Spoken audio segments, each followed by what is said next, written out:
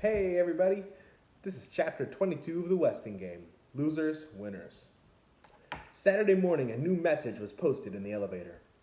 I, Turtle Wexler, confess to those 4 bombs. I'm sorry. It was a dumb thing to do and I won't do it again. But I'm not the burglar and I never murdered anybody, ever. Your friend Turtle. P.S. To make up for scaring you, I will treat everybody here to an exquisite Chinese cuisine dinner when I win the inheritance. Poor Grace, Mr. Hu said. One daughter almost killed, the other one a bomber. Smart aleck kid. First she blows up my kitchen, then she advertises my cuisine. Win the inheritance? Ha! Maybe I'm lucky my son is a dumb jock. Boom! Madame Hu said happily. She knew where they were going. Always on the day when Doug ate 6 eggs for breakfast, he ran around and around a big track and people clapped and gave him a shiny medal. Doug was so proud of his medals. She would never take them, not even the gold one, not even if it took her 2 more years to pay to go back to China. No, she would never take Doug's medals. And she would never sell that wonderful clock with the mouse who wears gloves and points to the time. You must be out of your mind, Jake Wexler. Go to a track meet with all those people pointing at me, snickering, saying, Look, there she is, the mother of Cain and Abel. I'm not even sure I have the nerve to show my face at the Westinghouse tonight. Come on, Grace, it'll do you good. The podiatrist urged his reluctant wife down the 3rd-floor hall. Stop thinking about yourself for a change. Think about how poor Turtle must feel. Don't ever mention that child to me again, not after what she did to Angela. I never told you this, Jake, but I've always had a sinking sensation that the hospital mixed up the babies when Turtle was born. That's terrible. It's no wonder she wanted to blow us all up. Grace's despair exploded in anger. Oh, I get it. You're putting the blame on me. If you had given her a good talking to about kicking people when I asked, she might not have ended up a common criminal. Whatever became of that fun-loving woman I married? What was her name? Grace Windclopper? Grace quickly looked around to see if anyone had overheard that ugly name. But they were in the elevator alone. Oh, I know what people think, she complained. Poor Jake Wexler. Good guy, everybody's friend, married to that uppity would-be decorator. Well, Angela's not going to have to skimp and save to make ends meet. She's going to marry a real doctor. I'll see to that. Sure you will, Grace. You'll see that Angela doesn't marry a loser like her father. A real doctor, she says. A podiatrist is a real doctor. Well, it is these days. But when he went to school, it was different. He could have gone back, taken more courses, but he was married by then, a father. Oh, who's he kidding? Gracie's right. He's a loser. Next, she'll mention having to give up her family because she married him. No, she would never bring that up. Grace, with all her faults, would never do that. The elevator door opened to the lobby. Grace turned to her silent, sad-eyed husband, the loser. Oh, Jake, what's happening to us? What's happening to me? Maybe they're right. Maybe I'm not a nice person. Jake pressed the closed door button and took his sobbing wife into his arms. It's all right, Gracie. We're going home. The doors opened on the 2nd floor. Mom! What's the matter with her, Daddy? She's crying. Gee, Mom, I'm sorry. It was just a few fireworks. If her mother ever found out who the real bomber was, she'd really go to pieces. Turtle looked even more like a turtle today with her sad little face peering out of the kerchief tied under her small chin. Let go of the door, Turtle, Jake said, and have a good time at the track meet. You too, Mrs. Boombach. Track meet? They weren't going to a track meet. And they sure were not going to have a good time. Grace was still sobbing on Jake's shoulder as he led her into the apartment. Mother, what's the matter? What's wrong with her, Dad? Nothing, Angela. Your mother's just having a good cry. Why don't you and Miss Pulaski leave us alone for a while? Come, Angela, Seidel said, prodding her with the tip of her mismatched crutches. We have some painting to do. Angela looked back at the embracing couple. Her father's face was buried in her weeping mother's tousled hair. They had not asked how she got home from the hospital, by taxi, and they had not asked if she was still in pain. Not much. They had not even peeked under the bandage to see if a scar was forming on her cheek. There was. Angela was on her own.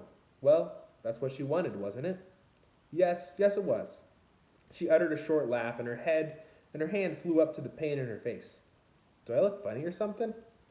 No, I wasn't laughing at you, Seidel. I'd never laugh at you. It's just that suddenly everything seemed all right. It's all right, all right. her partner replied, unlocking the 4 locks on her apartment door. Tonight's the night we're going to win it all. Were they? The will said look for a name. They had a song, not a name. Oh, beautiful for spacious skies, Slidell began to sing, for purple waves of grain. Not purple, Angela corrected her. Amber. For amber waves of grain. Amber. Judge Ford paced the floor. Tonight Sam Westing would wreak his revenge unless she could prevent it. If she was right, the person in danger was the former Mrs. Westing. And if Turtle was right about the wax dummy, Sam Westing himself might be there to watch the fun. So they think he's not actually dead. Interesting. There was a knock on her door. The judge was surprised to see Denton Deer, even more surprised when he wheeled Chris Theodorakis into her apartment. Hello, Judge. Everybody else in this building is going to the track meet, it seems. I passed Sandy on the way out, and he said you wouldn't mind having Chris for a part of the afternoon. I've got to get back to the hospital. Hello, Judge Ford. Chris held out a steady hand when the judge shook. You're looking well, Chris. The medicine helped a lot. It's a big step forward, the intern said. Wrong word. The kid may never leave that wheelchair. An even more effective medication is now in the developmental stage. That really sounded pompous. Well, so long, Chris. See you tonight. Thanks, Judge. He knows lots of the big words, Chris said. Yes, he certainly does, Judge Ford replied. What was she going to do with this boy here? She had so much to think about, so much to plan. You can work, I'll bird watch, Chris offered, wheeling to the window, his binoculars banging against his thin chest. Good idea. The judge returned to her desk to study the newspaper clippings. Mrs. Westing, a tall, thin woman. She may no longer be thin, but she would still be tall, about 60 years old. If Sam Westing's former wife was one of the heirs, she had to be Crow. Look, Chris shouted, startling the judge into dropping her files to the floor. She rushed to his side, thinking he needed help. Look up there, Judge. Isn't it beautiful? High in the sky, a V of geese was flying south. Yes, it was a beautiful sight. Those are geese, the judge explained. Canada goose, Bernata canadicea, Chris replied. The judge was impressed, but she had work to do. Stooping to gather the dropped clippings, she was confronted by the face of Sam Westing. The photograph had been taken 15 years ago. Those piercing eyes, the Van Dyke beard, that short-beaked nose like a turtle's. The wax dummy in the coffin had been molded in the former image of Sam Westing, as he had looked 15 years ago, not as he looked now. She searched the folder. No recent photographs, no hospital records, no death certificate, just the accident report from the State Highway Police. Dr. Sidney Sykes suffered a crushed leg, and Samuel W. Westing had severe facial injuries. Facial injuries. It was the face that had disappeared 15 years ago, not the man. Westing had a different face, a face remodeled by plastic surgery, a different face and a different name. What? So they're saying he looks totally different. He's got to be one of the people there then. Who do you think it is? Let's see. Now what? Her gaze rested on her charge at the window. Feeling her eyes, Chris turned around. The boy had a nice smile.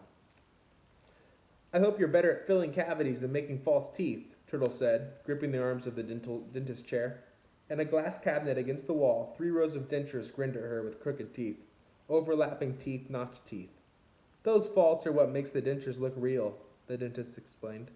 Nothing in nature is quite perfect, you know. Now open up your mouth wide. Wider. Ow! Turtle screamed before the probe touched her tooth. Just relax, young lady.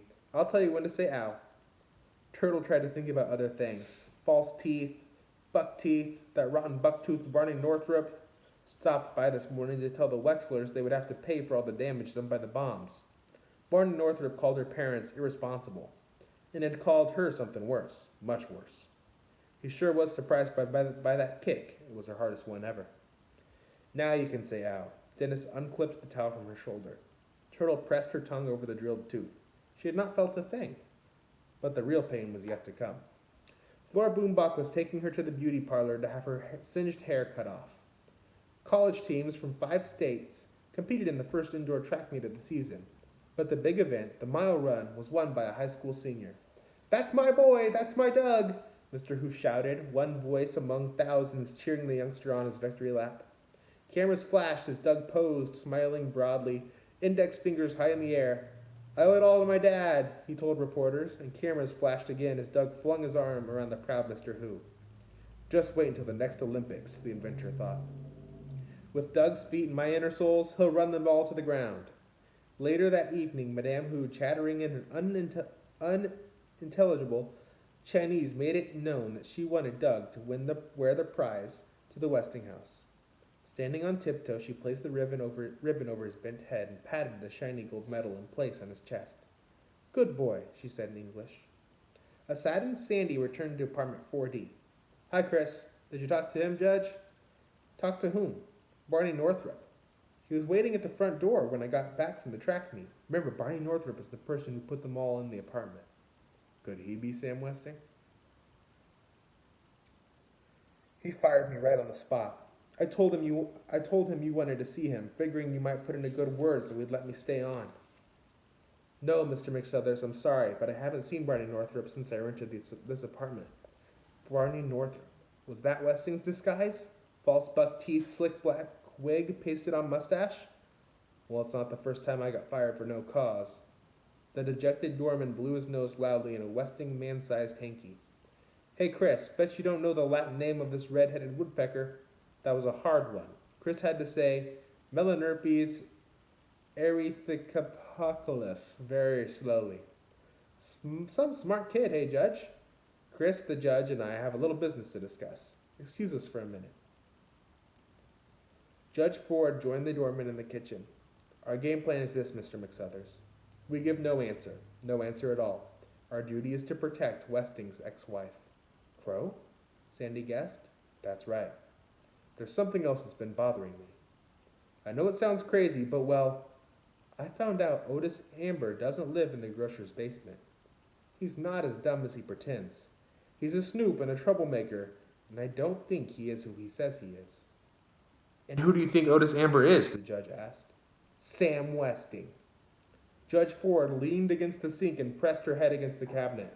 If Sandy was correct, she had played right into the man's hands. Sam Westing's hands. Come on, Crow. You always like to get there early to open the door for people. Crow had stopped in the middle of the street road to stare up at the Westing house. I've got a funny feeling about going up there, Otis. It's a bad house full of misery. He's still there, you know.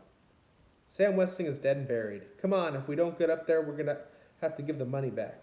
And we already spent it on the soup kitchen.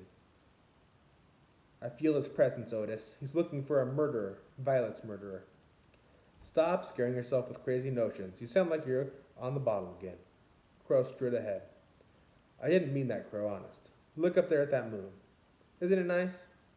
Somebody's in real danger, Otis, and I think it's me. The end.